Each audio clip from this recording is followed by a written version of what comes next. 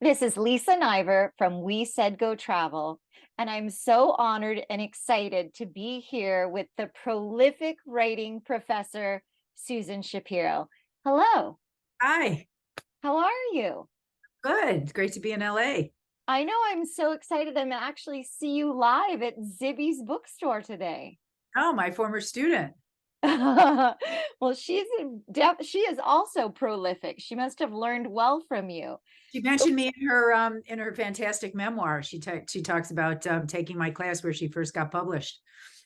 oh my gosh, I did read Bookends. You're right. She totally talks about you. We have a lot of connections because I know in your book, The Forgiveness Tour, you talk about the Los Angeles Press Club. Yes, done great events there. I love the LA Press Club. I love the LA Press Club too. So, one of the things maybe everybody might not be so familiar with you, but you have written 17 books. I always say that I've written. I'm the author, co-author of 17 books my family hates. I think you also say you're only really a writer if you when you start writing things that your family hates. Yeah, the one of the rules for my class is that the first piece you write that your family hates means you found your voice. Oh, when means you found your voice. Yes.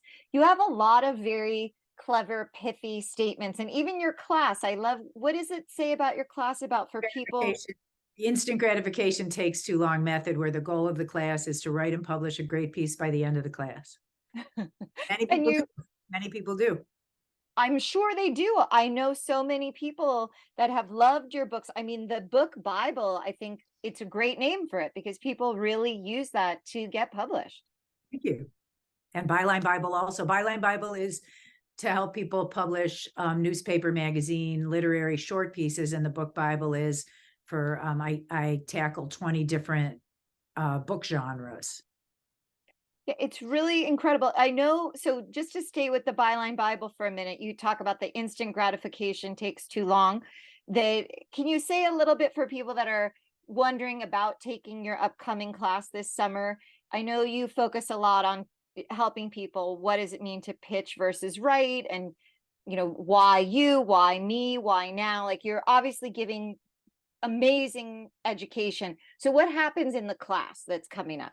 Well, what's really exciting about the online classes, because I taught in person for 25 years and I improvised during the pandemic, and this turned out to be like the most exciting. I can't even believe how much fun the online classes are and how successful. So, the goal of the class in 5 weeks is to publish a piece in a good newspaper or magazine or literary journal and get paid for it. So, through trial and error during the pandemic, what I found was that what people loved the most was meeting editors, because especially people who are outside of New York just never get a chance to meet people from the New Yorker, the New York Times, the Wall Street Journal, the New York Magazine, and they just don't know who to pitch. They don't know which editor to try. So what I started doing is I started having as many great editors as I can during the class. And what people hated the most was in my long 15-week, 4-hour-a-week classes, we used to read long pieces that people wrote, Modern Loves or, 1,000-word pieces. And people hated that online. They just thought it's really boring. So what I started doing is during the pandemic, it seemed as if there was a switch where instead of wanting full fleshed out pieces, a lot of editors would prefer short pitches. So you say the title of your piece and what your piece is about. As you said, why me, why you, why now? And a lot of editors were saying yes, and they prefer to see the pitch first with the title of the piece and the subtitle, one line about you. So they like short pitches. So I thought, since what people like the most is meeting editors and what they like the least is reading long pieces, let's see if we could do pitches. So the first time I tried it, it was like a miracle. I mean, literally, I think out of 40 people in a class, like 30 got published right away. And we're talking, by the way, LA people in LA. It was the LA Times, the New York Times, New York Magazine. I mean, $500, $1,000. And then Washington Post. And then people started selling books. Like they would publish a short piece and an editor would be like, I love this. Is there a book in it? So it just got so exciting. So I thought, this rocks, like this is amazing. And what's really interesting is a lot of my students in New York just want a refresher course. So they started Zooming in. And I didn't realize that this other great thing is going to happen, which is anybody that's getting published, like the 5-week class is $500. So everybody that's making $500 or more takes the class again because they want to meet 15 new editors. And I had one student that said one of the editors who pays $500 a pop, she said she has done 12 pieces in a row for him. So it's like this amazing thing that happened. And what's really interesting is it's not only all around the country now, but I've had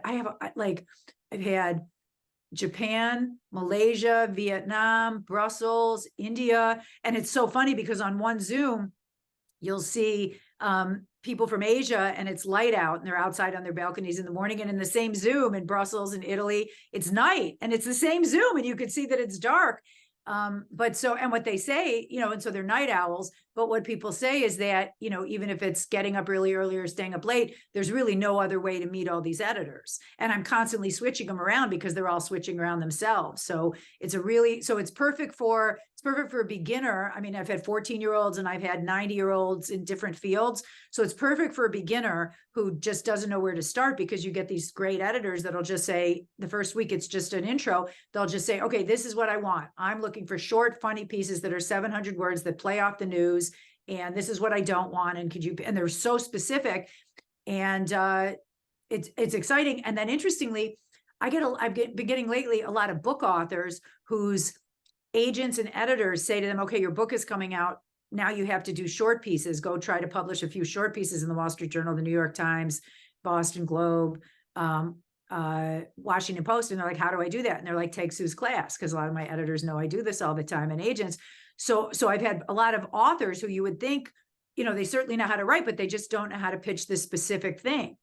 So it turns out I get this really fascinating mix of people. And I've got a lot of students who've taken my classes before. And what's so funny is they say, okay, I took it last time and I published 3 pieces, but are there the same editors coming? And I said, well, there's some of the same editors, because if they keep buying stuff from my students, that's the goal. So I'm going to keep having them come.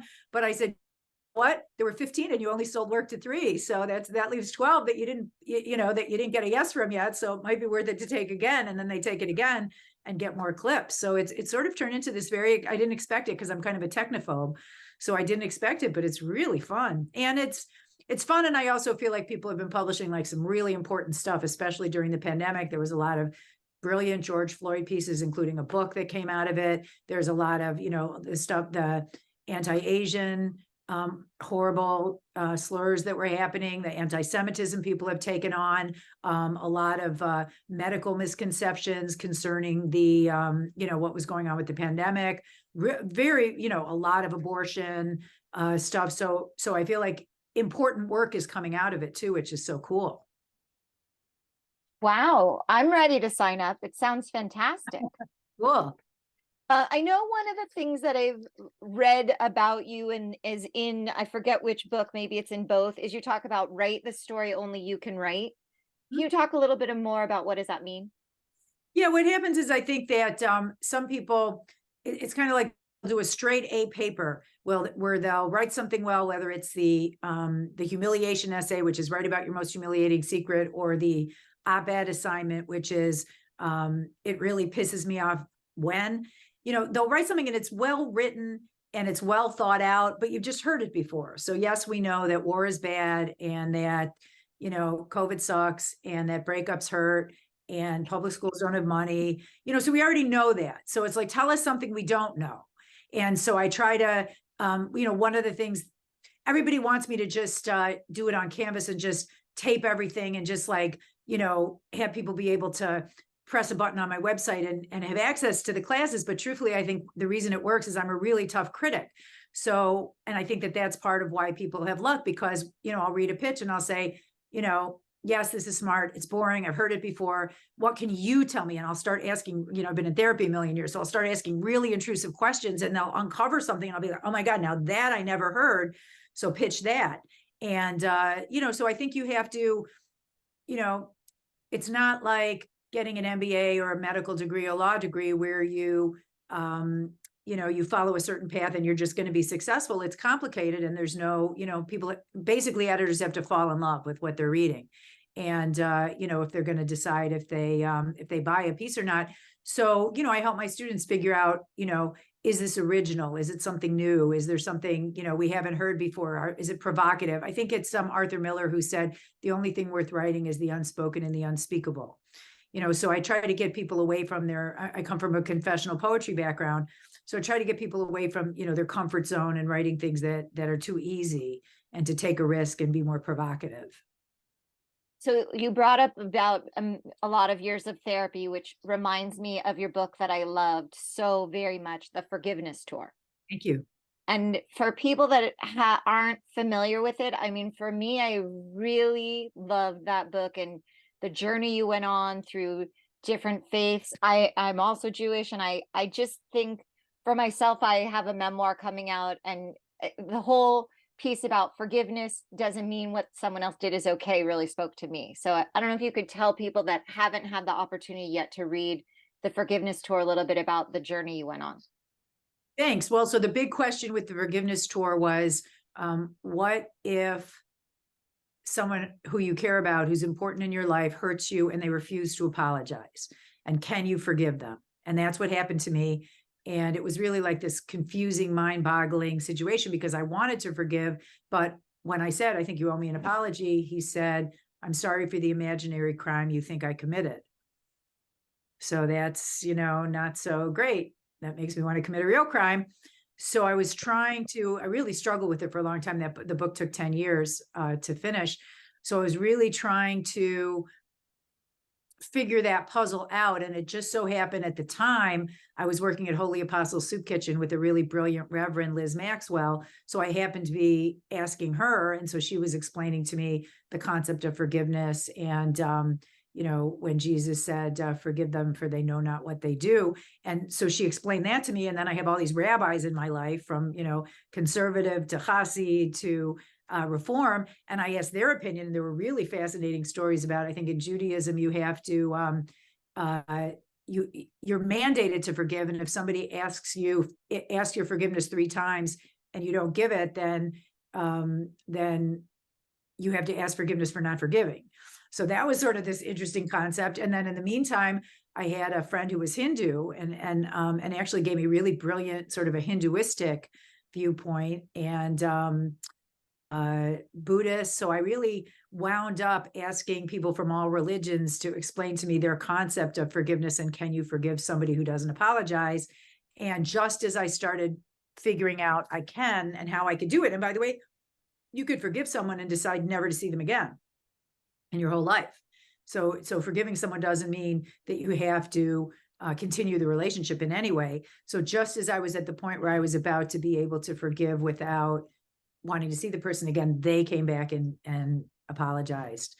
So it was kind of like a mind-blowing. I mean, it sort of pissed me off because one of the first critics of the book, I think on like Goodreads or whatever, said, I really liked it, but I didn't like the ending. There was like a happy ending and I wanted it to be more realistic. And I'm like, I waited 10 years until I had a happy ending because I didn't want to write this, manically depressive book about someone who never gets the apology they need and is bitter and angry. So I finally figured it all out, and they were complaining that it was too happy an ending, but it was, I waited a long time for that ending.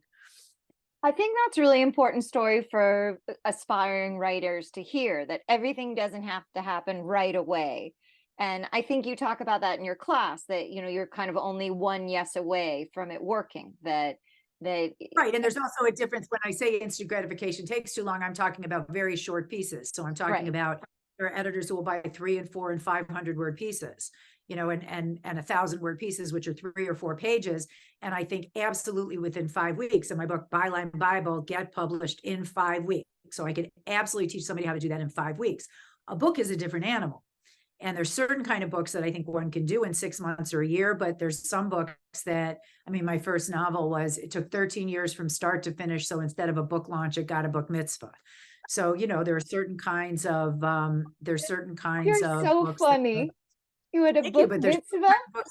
yeah, I had a book mitzvah, and we actually had I had a cake, and people lit candles, came up and lit candles, all the people that sort of helped me with the, with the book over the years.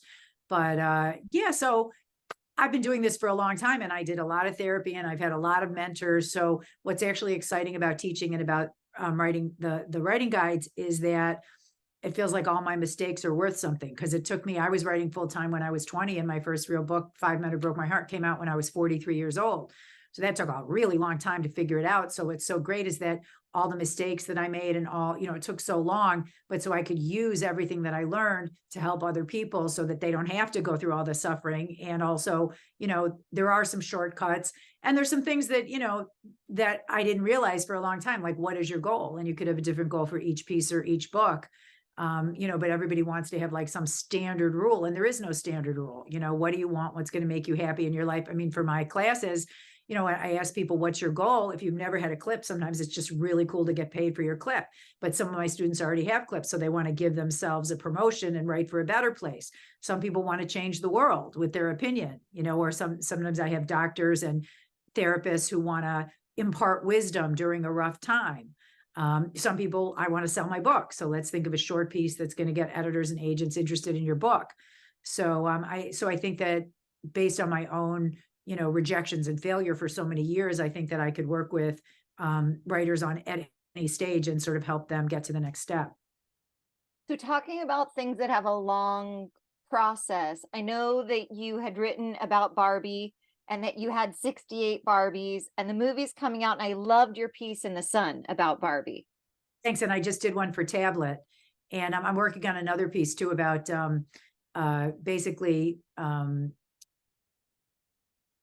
why Barbie's a feminist and what the women's movement always got wrong about her. That's a great piece. I mean, I think it's really interesting how people are just mesmerized by Barbie. Yeah, there's good reasons. I mean, she was really it was very prescient, important role model. And she came out in 1959 at a time when a real life woman could not get a credit card in her own name to buy a car or an apartment. And then you have this teen model who has not only one job, soon becomes, the choices: a college grad, a nurse, an astronaut, has all these different professions, has her own dream house.